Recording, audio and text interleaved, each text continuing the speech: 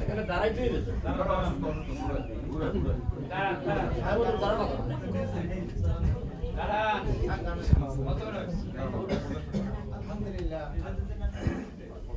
এখন মসজিদে যে আজকে নামাজ পড়াইলেন ঈদুল ফিতরের নামাজ এখানে পাইছি আমরা 1150 টাকা।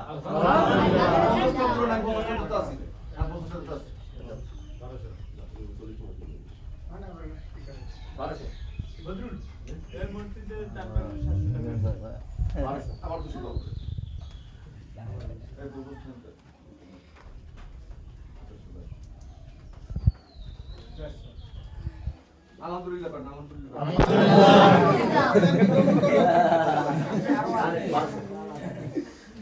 আজকে ঈদুল ফিতরের নামাজ ইমাম সাহেবের হাদিয়া আছে 1200 টাকা।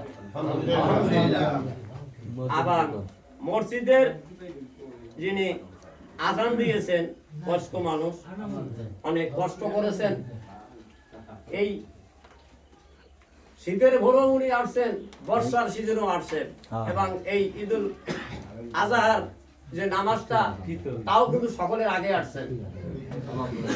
এই ঈদুল ফিতরের নামাজের সকলের আগে আসা এবং সকলের আগে আসা আযান দিয়ে সকলকে আহ্বান করা এটা বড় খুব একটা কঠিন ব্যাপার। এই বয়সে উনি কাশে অনেক সময় হয়ে যাইতো, তথাপিও এখানে আসতেন। উনি কিন্তু এই হাদিয়ার জন্য আসে নাই, আমরা তো ওনারে জোরালো ভাবে হাদিয়াটা দিতেছি। উনি দাঁড়াইয়া হাদিয়াও নিতে চাই নাই। কেন চাই নাই? ওনার মনের ভিতরে মসজিদের একটা টান আছে, মায়া আছে, নাকি কন? এই মায়ার জন্য তো আমরা তাকে একটু চা নাস্তা একটু খাইতে হয়, করতে হয়, এই জন্য এটা দিলাম। এটা মনে কোনো কষ্ট করার কথা না, আর আমাদের মনে কোনো কষ্ট হওয়ার কথা না। তাহলে এখানে আমার 800 টাকার মতো হাদিয়া আসছে। আলহামদুলিল্লাহ। এই টাকা দিয়ে জুতা কেন বাপ? বর্ষার জুতাও কান বুট।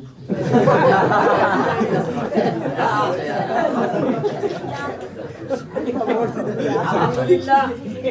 আজকে মসজিদে আমরা রুমাল পেতেছি।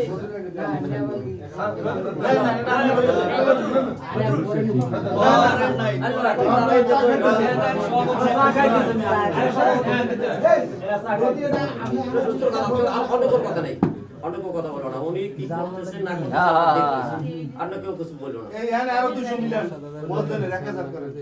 আলহামদুলিল্লাহ।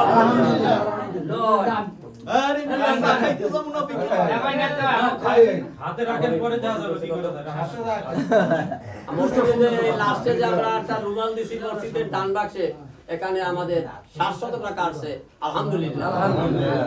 এখনই মিলাদ হবে, মিলাদের পরে দোয়ার শেষে আমরা একটু হাতে বাক্য অনেকেই মিষ্টি মুখ করতে পারি নাই, তো হুজুরকে আমার বাসায় দাওয়াত আমরা করছি হালকা হালকা, কিন্তু সেরকমের সকল ঘরে